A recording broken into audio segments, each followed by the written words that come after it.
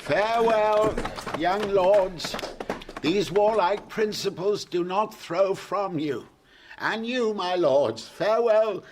Share the advice betwixt you. If both gain all, the gift does stretch itself as 'tis received, and is enough for both. 'Tis our hope, sir, after well-entered soldiers, to return and find your grace in health. No, it cannot be. And yet my heart will not confess he owes the malady that doth my life besiege. Farewell, young lords. Whether I live or die, be you the sons of worthy Frenchmen. Let higher Italy, those baited that inherit but the fall of the last monarchy, see that you come not to woo honour, but to wed it. When the bravest questant shrinks, find what you seek, that fame may cry you loud. I say farewell. Health at your bidding, serve your majesty. Those girls of Italy, take heed of them. They say our French lack language to deny if they demand. Beware of being captives before you serve. I receive your warnings. Farewell. Come hither to me. Oh, my sweet lord, that you will stay behind us. 'Tis not his fault, the spark. Oh, it is brave wars. Most admirable. I've seen those wars. I'm commanded here. I'd kept a coil with, too young, and the next year, and 'tis too early. And thy mind stand to, boy. Steal away bravely. I shall stay here the force to a smock, creaking my shoes on the plain masonry till honour be brought up, and no sword worn but one to dance with. By heaven, I'll steal away. There's honour in the theft. Commit it, Count. I am your accessory, and so farewell. I grow to you, and our parting is a tortured body. Farewell, Captain. Sweet Monsieur Peroles. Noble heroes, my sword and yours are kin. Good sparks and lustrous. A word, good metals. You shall find in the regiment of the Spinii one Captain Spurio with his cicatrice and emblem of war here on his sinister cheek. It was this very sword entrenched it. Say to him I live, and observe his reports for me. We shall, noble Captain. Mars dote on you for his novices. What will ye do? Stay. The king? Use a more spacious ceremony to the noble lords. You have restrained yourself within the list of too cold an adieu. Be more expressive to them, for they wear themselves in the cap of the time. There do muster true gait. Eat, speak, and move under the influence of the most received star, and though the devil lead the measure, such are to be followed. After them, and take a more dilated farewell. I will do so. Worthy fellows, and like to pull most sinewy swordmen. Pardon, my lord, for me and for my tidings. I'll fee thee to stand up. Then here's a man stands that has brought his pardon. I would you had kneeled, my lord, to ask me mercy, and that at my bidding you could so stand up. I would I had, so I had broke thy pate, and asked thee mercy for it. Good faith across. But, my good lord, 'tis thus. Will you be cured of your infirmity? No. Oh, will you eat no grapes, my royal fox? Yes, but you will my noble grapes, and if my royal fox could reach them. I have seen a medicine that's able to breathe life into a stone, quicken a rock, and make you dance canary with sprightly fire and motion, whose simple touch is powerful to erase King Pepin. Nay, to give great Charlemagne a pen in's hand and write to her a love line. What her is this? Why, Dr. She. My lord, there's one arrived, if you will see her. Now, by my faith and honour, if seriously I may convey my thoughts in this my light deliverance, I have spoke with one that in her sex, her years, profession, wisdom, and constancy hath amazed me more than I dare blame my weakness. Will you see her, for that is her demand, and know her business? That done, laugh well at me. Now, good Lefew, bring in the admiration, that we with thee may spend our wonder too, or take off thine by wondering how thou took'st it. Nay, I'll fit you, and not be all day neither. Thus he his special nothing ever prologues.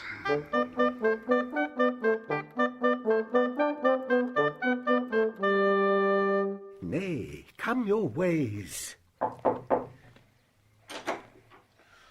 This haste hath wings indeed. Nay, come your ways. This is his majesty, say your mind to him. A traitor you do look like, but such traitors his majesty seldom fears. I am Cressid's uncle that dare leave two together. Fare you well.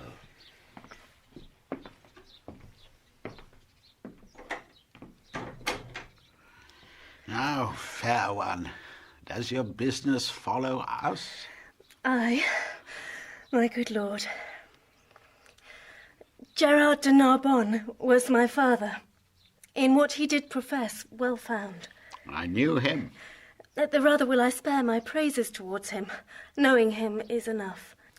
On sped of death, many receipts he gave me. Chiefly one, which, as the dearest issue of his practice, and of his old experience the only darling, he bade me store up as a triple eye, safer than mine own too, more dear. I have so, and hearing your high majesty is touched with that malignant cause wherein the honour of my dear father's gift stands chief in power, I come to tender it and my appliance with all bound humbleness. We thank you, maiden, but may not be so credulous of cure when our most learned doctors leave us, and the congregated college have concluded that labouring art can never ransom nature from her inaidable estate. I say we must not so stain our judgment, or corrupt our hope, to prostitute our past cure malady to empirics, or to dissever so our great self and our credit, to esteem a senseless help, when help past sense we deem. My duty then shall pay me for my pains. I will no more enforce mine office on you, humbly entreating from your royal thoughts, a modest one, to bear me back again. I cannot give thee less to be called grateful. Thou thought'st to help me, and such thanks I give as one near death to those that wish him live. But what at full I know, thou knowest no part, I knowing all my peril, thou no art. What I can do no hurt to try, since you set up your rest against remedy. He that of greatest works is finisher oft does them by the weakest minister. So holy writ in babes hath judgment shown, when judges have been babes. Great floods have flown from simple sources, and great seas have dried, when miracles have by the greatest been denied. Oft expectation fails, and most oft there where most it promises, and oft it hits where hope is coldest, and despair most fits. I must not hear thee. Fare thee well, kind maid. Thy pains not used must by thyself be paid. Proffers not took reap thanks for their reward. Inspired merit so by breath is barred. It is not so with him that all things knows, as 'tis with us that square our guess by shows. But most it is presumption in us, when the help of heaven we count the act of men. Dear sir, to my endeavours give consent. Of heaven, not me, make an experiment. I am not an impostor that proclaim myself against the level of mine aim, but know, I think, and think I know most sure, my art is not past power, nor you past cure. Art thou so confident? Within what space hopest thou my cure? The greatest grace lending grace. Ere twice the horses of the sun shall bring their fiery torture his diurnal ring, ere twice in murk and occidental damp moist Hesperus hath quenched her sleepy lamp, or 24 times the pilot's glass hath told the thievish minutes how they pass. What is infirm from your sound parts shall fly, health shall live free, and sickness freely die. Upon thy certainty and confidence, what darest thou venture? Tax of impudence, a strumpet's boldness, a divulged shame, traduced by odious ballads, my maiden's name, seared otherwise, nay, worst of worst, extended with vilest torture, let my life be ended. Methinks in thee some blessed spirit doth speak his powerful sound within an organ weak. And what impossibility would slay in common sense, sense saves another way. Thy life is dear, for all that life can rate worth name of life in thee hath estimate, youth, beauty, wisdom, courage, all that happiness and prime can happy call. Thou this to hazard needs must intimate skill infinite, or monstrous desperate. Sweet practiser, thy physic I will try, that ministers thine own death, if I die. If I break time, or flinch in property of what I spoke, unpitied let me die, and well deserved. Not helping, death's my fee, but if I help, what do you promise me? Make thy demand. But will you make it even? I, by my sceptre, my hopes of heaven. Then shalt thou give me with thy kingly hand what husband in thy power I will command. Exempted be from me the arrogance to choose from forth the royal blood of France, my low and humble name to propagate with any branch or image of thy state. But such a one, thy vassal, whom I know is free for me to ask, thee to bestow. Here is my hand. The premise is observed, thy will by my performance shall be served. So make the choice of thy own time, for I, thy resolved patient, on thee still rely. More should I question thee, and more I must, though more to know could not be more to trust, from whence thou camest, how tended on, but rest unquestioned welcome, and undoubted blessed. Give me some help here, ho! If thou proceed as high as word, my deed shall match thy deed.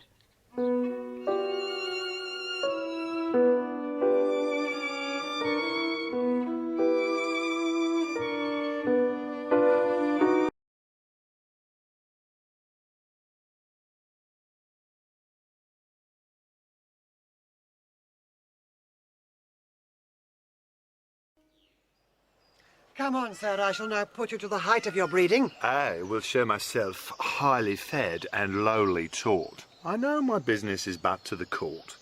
To the court? Why, what place make you special when you put off that with such contempt? But to the court. Truly, madam, if God have lent a man any manners, he may easily put it off at court. He that cannot make a leg, put off his cap, kiss his hand, and say nothing, has neither leg, hands, lip, nor cap. And indeed, such a fellow, to say precisely, were not for the court. But for me, I have an answer will serve all men. Mary, that's a bountiful answer that fits all questions. It is like a barber's chair that fits all buttocks, the pin buttock, the quatch buttock, the brawn buttock, or any buttock. Well, your answer, sir, fits to all questions. As fit as 10 groats for the hand of an attorney, as your French crown for your taffety punk, as Tibbs rush for Tom's forefinger, as a pancake for Shrove Tuesday and Morris for May Day, as the nail to his hole, the cuckold to his horn, as the scolding queen to her angling knave, as the nun's lip to the friar's mouth, nay! As the pudding to his skin. Have you? I say, an answer of such fitness for all questions. From below your duke to beneath your constable, it will fit any question. It must be an answer of most monstrous size that must fit all demands. But a trifle neither, in good faith, if the learned should speak truth of it. Here it is, and all that belongs to it. Ask me if I am a courtier. If you do no harm to learn.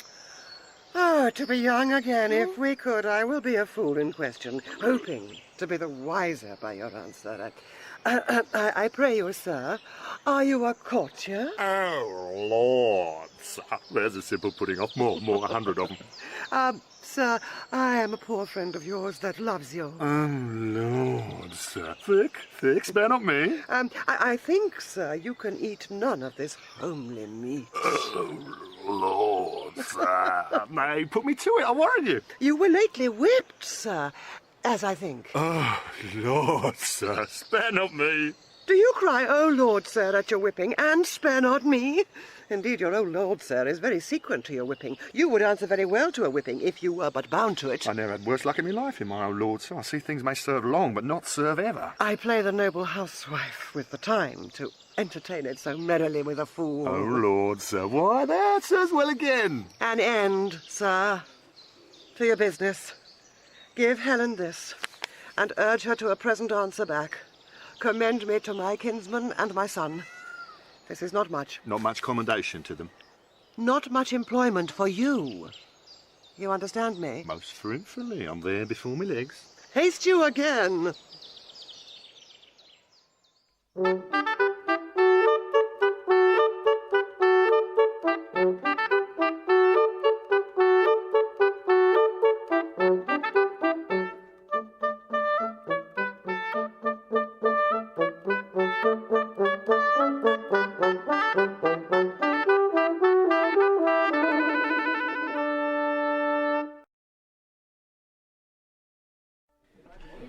They say miracles are past, and we have our philosophical persons to make modern and familiar things supernatural and causeless. Hence it is that we make trifles of terrors, ensconcing ourselves into seeming knowledge, when we should submit ourselves to an unknown fear. Why, 'tis the rarest argument of wonder that hath shot out in our latter times. And so 'tis. To be relinquished of the artists, So I say, both of Galen and Paracelsus. of all the learned and authentic fellows, Right, so I say. that gave him out incurable, Why, that is. So say I too. not to be helped, Right. As 'twere a man assured of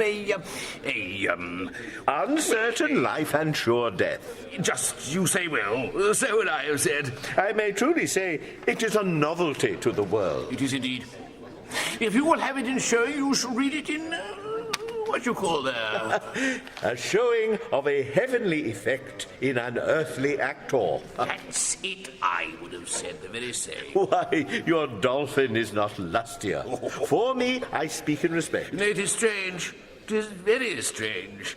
There is the brief and the tedious of it, and he's of a most fascinarious spirit that will not acknowledge it to be the Very hand of heaven. aye, so I say. In a most weak And debile minister, great power, great transcendence, which should indeed give us a further use to be made than alone the recovery of the king as to be generally thankful. I would have said it. You say well. Here comes the king. Lustig, as the Dutchman says. I like a maid the better whilst I have a tooth in my head. Why, he's able to lead her a coranto. What of a negra is not this Helen? For God, I think so. Go, call before me all the lords in court. Sit, my preserver, by thy patient's side, and with this healthful hand, whose banished sense thou hast repealed, a second time receive the confirmation of my promised gift, which but attends thy naming. Fair maid, send forth thine eye. This youthful parcel of noble bachelors stand at my bestowing, of whom both sovereign power and father's voice I have to use.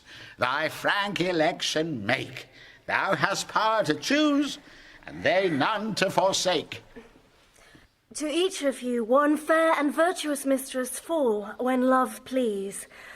Married to each but one. I'd give Bay Kirtle and his furniture my mouth no more were broken than these boys, and Rita's little beard. Peruse them well. Not one of those but had a noble father. Gentlemen, heaven hath, through me, restored the king to health. We understand it. And thank heaven for you.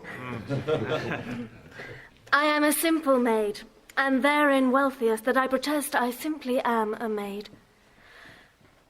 Please, your majesty, I have done already. The blushes in my cheeks thus whisper me, we blush that thou shouldst choose, but be refused. Let the white death sit on thy cheek forever, we'll ne'er come there again. Make choice and see. Who shuns thy love, shuns all his love in me. Now, Diane, from thy altar do I fly, and to imperial love, that God most high, do my sighs stream. Sir, will you hear my suit? And granted. Thanks, sir, all the rest is mute. I had rather be in this choice and throw Ames ace for my life. The honour, sir, that flames in your fair eyes, before I speak too threateningly replies. Love, make your fortunes 20 times above her that so wishes, and her humble love. No better, if you please. My wish receive, which great love grant, and so I take my leave. Do all they deny her? And there were sons of mine, I'd have them whipped, or I would send them to the Turk to make eunuchs of. Be not afraid that I your hand should take. I'll never do you wrong for your own sake. Blessing upon your vows, and in your bed find fairer fortune, if you ever wed. These boys are boys of ice. They'll none have her. Sure, they are bastards to the English. The French ne'er got them. You are too young, too happy, and too good to make yourself a son out of my blood. Fair one, I think not so. There's one grape yet. I'm sure thy father drunk wine, but if thou be'st not an ass, I am a youth of 14. I have known thee already. I dare not say I take you, but I give me and my service ever whilst I live into your guiding power. This is the man. Why then, young Bertram, take her, she's thy wife. My wife, my liege. I shall beseech your highness in such a business give me leave to use the help of mine own eyes. Knowest thou not, Bertram, what she has done for me? Yes, my good lord, but never hope to know why I should marry her. Thou knowest she has raised me from my sickly bed. But follows it, my lord, to bring me down must answer for your raising? I know her well. She had her breeding at my father's charge, a poor physician's daughter, my wife? Disdain rather corrupt me ever. 'Tis only title thou disdainst in her, the which I can build up. Strange is it that our bloods, of colour, weight, and heat, poured all together, would quite confound distinction, yet stands off in difference is so mighty. If she be all that is virtuous, save what thou dislikest, a poor physician's daughter, thou dislikest a virtue for the name, but do not so. From lowest place, when virtuous things proceed, the place is dignified by the doer's deed. Where great additions swell us and virtue none, it is a dropsied honour. Good alone is good. Without a name, vileness is so. The property by what it is should go, not by the title. She is young, wise, fair. In these to nature she's immediate heir, and these breed honour. That is honour's scorn, which challenges itself as honour's born, and is not like the sire. Honours thrive when rather from our acts we them derive than our foregoers. The mere word's a slave, debauched on every tomb, on every grave, a lying trophy. And as oft is dumb, where dust and damned oblivion is the tomb of honoured bones indeed. What should be said? If thou canst like this creature as a maid, I can create the rest. Virtue and she is her own dower, honour and wealth from me. I cannot love her, nor will strive to do't. Thou wrong'st thyself if thou shouldst strive to choose. That you are well restored, my lord, I'm glad. And let the rest go. My honour's at the stake, which to defeat I must produce my power. Here, take her hand, proud, scornful boy, unworthy this good gift, that dost in vile misprision shackle up my love and her desert, that canst not dream we poising us in her defective scale shall weigh thee to the beam, that wilt not know it is in us to plant thine honour where we please to have it grow. Check thy contempt, obey our will, which travails in thy good. Believe not thy disdain, but presently do thine own fortunes that obedient right which both thy duty owes and our power claims, or I will throw thee from my care forever into the staggers and the careless lapse of youth and ignorance, both my revenge and hate loosing upon thee in the name of justice without all terms of pity. Speak thine answer. Pardon, my gracious lord, for I submit my fancy to your eyes. When I consider what great creation and what dole of honour flies where you bid it, I find that she, which late was in my nobler thoughts most base, is now the praised of the king, who so ennobled is as 'twere born so. Take her by the hand and tell her she is thine, to whom I promise a counterpoise, if not to thy estate, a balance more replete. I take her hand. Good fortune and the favour of the king smile upon this contract, whose ceremony shall seem expedient on the now born brief and be performed tonight. The solemn feast shall more attend upon the coming space, expecting absent friends. As thou lovest her, thy love's to me religious, else does err.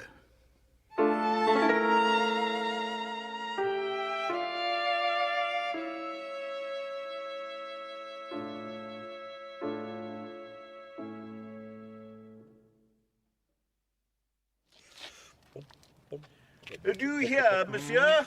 A word with you. Your pleasure, sir. Your lord and master did well to make his recantation. Recantation?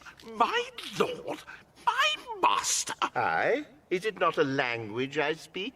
A most harsh one, and not to be understood without bloody succeeding. My master? Are you companion to the Count Rossillon? To any count. To all counts. To what is man? To what is Count's man? Count's master is of another style. You are too old, sir.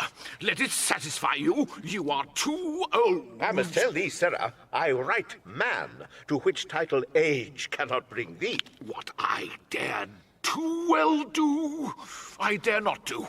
I did think thee for two ordinaries to be a pretty wise fellow. Thou didst make tolerable vent of thy travel. It might pass. Yet the scarfs and the bannerets about thee did manifoldly dissuade me from believing thee a vessel of too great a burden. I have now found thee. When I lose thee again, I care not.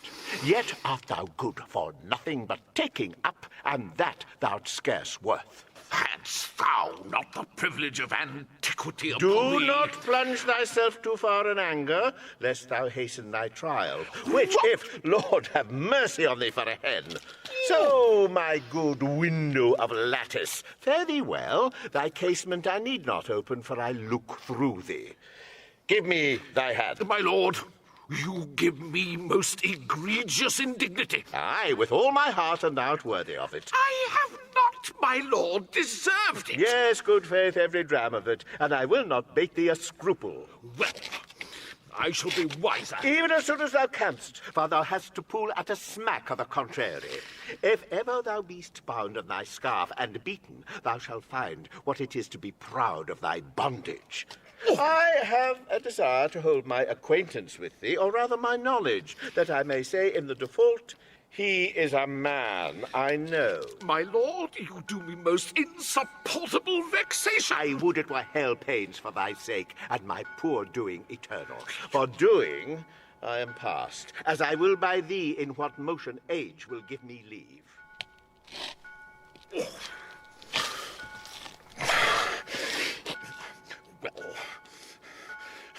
thou hast a son shall take this disgrace off me.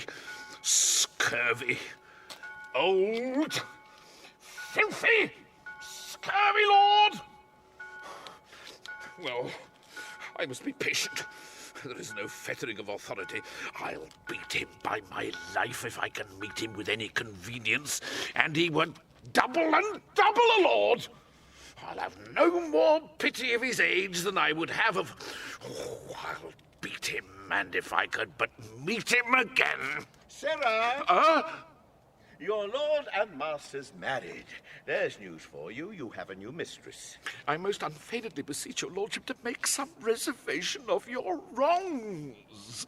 He is my good lord. Whom I serve above is my master. Who, God? Aye, sir. The devil it is that's thy master. Why dost thou garter up thy arms in this fashion? Dost make hose of thy sleeves? Do other servants so? Thou wert best set thy lower part where thy nose stands. By mine honour, if I were but 2 hours younger, I'd beat thee. Methinks thou art a general offence, and every man should beat thee. I think thou was created for men to breed themselves upon thee. This is hard and undeserved measure, my lord. Go to, sir. You were beaten in Italy for picking a kernel out of a pomegranate. You are a vagabond and no true traveller. You are more saucy with lords and honourable personages than the commission of your birth and virtue gives you heraldry. You are not worth another word. Else I'd call you knave. I leave you. Good. Very good. It is so, then. Good. Very good. Let it be concealed a while. Undone and forfeited to cares forever. What's the matter, sweetheart? Although before the solemn priest I have sworn I will not bed her. What? What, sweetheart? Oh, my parolees, they have married me. I'll to the Tuscan wars and never bed her. France is a dog hole, and it no more merits the tread of a man's foot. To the wars. These letters from my mother. What then port is I know not yet. Aye, that would be known. To the wars, my boy, to the wars. He wears his honour in a box unseen that hugs his kicky-wicky here at home, spending his manly marrow in her arms, which should sustain the bound and high curvet of Mars' fiery steed. To other regions, France is a stable. We that dwell in't, jades. Therefore, to the war. It shall be so. I'll send her to my house, acquaint my mother with my hate to her, and wherefore I am fled. Write to the king that which I durst not speak. His present gift shall furnish me to those Italian fields where noble fellows strike. Wars is no strife to the dark house and the detested wife. Will this capriccio hold in thee? Art sure? Go with me to my chamber and advise me. I'll send her straight away. Tomorrow I'll to the wars, she to her single sorrow. Why, these balls bound, there's noise in it. 'Tis hard, a young man married is a man that's marred. Therefore away and leave her bravely. Go, the king has done you wrong. But hush.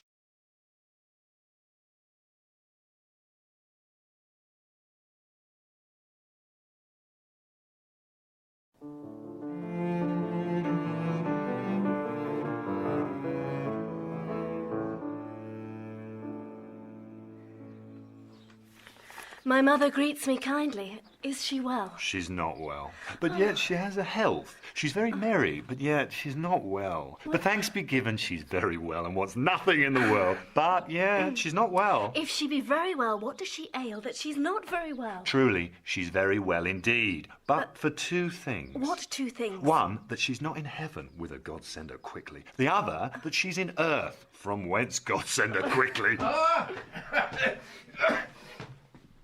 Bless you, my fortunate lady. I hope, sir, I have your good will to have mine own good fortune. You had my prayers to lead them on, and to keep them on, have them still. Oh, my knave. How does my old lady? So, that you had her wrinkles and I her money, I would she did as you say. I say nothing. Marry, you are the wiser man. For many a man's tongue shakes out his master's undoing. To say nothing, to do nothing, to know nothing, and to have nothing is to be a great part of your title, which is within a very little of nothing. Away, thou art a knave. You should have said so before, knave, thou art a knave. That's before me, thou art a knave. This had been truth, sir. Go to, thou art a witty fool. I have found thee. Did you find me in yourself, sir, or were you taught to find me? The search, sir, was profitable, and much fool may you find in you, even to the world's pleasure and the increase of laughter. A good knave, i' faith, and well fed. Madam, my lord will go away tonight. A very serious business calls on him. The great prerogative and right of love, which, as your due time claims, he does acknowledge, but puts it off to a compelled restraint, whose want and whose delay is strewed with sweets which they distill now in the curbed time, to make the coming hour flow with joy and pleasure drown the brim. What's his will else? That you will take your instant leave of the king, and make this haste as your own good proceedings, strengthened with what apology you think may make it probable need. What more commands he? That having this obtained, you presently attend his further pleasure.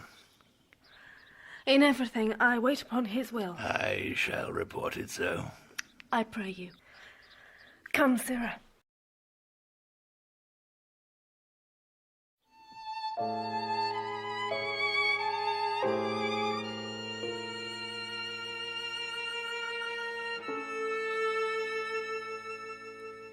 But I hope your lordship thinks not him a soldier. Yes, my lord, and a very valiant to prove. You have it from his own deliverance. And by other warranted testimony. Then my dial goes not true. I took this lark for a bunting. I do assure, my lord, he is very great in knowledge, and accordingly valiant. I have then sinned against his experience, and transgressed against his valour, and my state that way is dangerous, since I cannot yet find in my heart to repent. Here he comes. I pray you, make us friends. I will pursue the amity. These things shall be done, sir. Pray you, sir, who's his tailor? Sir? Oh, I know him well, I, sir. He, sirs, is a good workman, a very good tailor. Is she gone to the king? She is. Will she away tonight? As you'll have her. I've written my letters, casketed my treasure, given order for our horses, and tonight, when I should take possession of the bride, end ere I do begin. A good traveller is something at the latter end of a dinner, but one that lies 3/3 and uses a known truth to pass 1,000 nothings with should be once heard and thrice beaten. God save you, Captain. Is there any unkindness between my lord and you, monsieur? I know not how I've deserved to run into my lord's displeasure. You have made shift to run into't, boots, spurs, and all, like him that leapt into the custard, and out of it you'll run again, rather than suffer question for your residence. Maybe you have mistaken him, my lord. And shall do so ever, though I took him at's prayers. Fare you well, my lord, and believe this of me, there can be no kernel in this light nut. The soul of this man is his clothes. Trust him not in matter of heavy consequence. I have kept of them tame, and know their natures. Farewell, monsieur. I have spoken better of you than you have or will to deserve at my hand. But we must do good against evil. An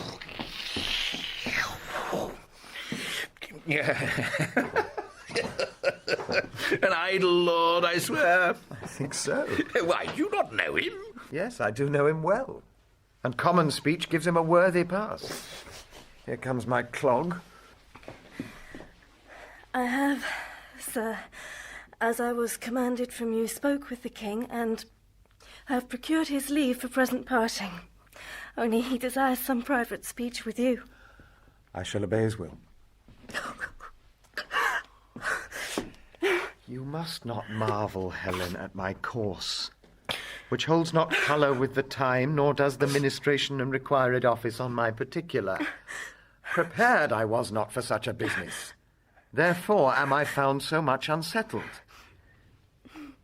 This drives me to entreat you that presently you take your way for home, and rather muse than ask why I entreat you, for my respects are better than they seem.